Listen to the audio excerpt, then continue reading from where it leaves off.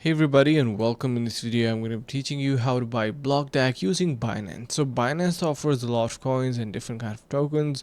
In order to view that, you can click on this option and make sure that you sign into your account. Once you do, you're going to be simply searching for the desired coin that you need, and eventually once you came across that, you can easily sign up and purchase that using P2P option or using your credit card.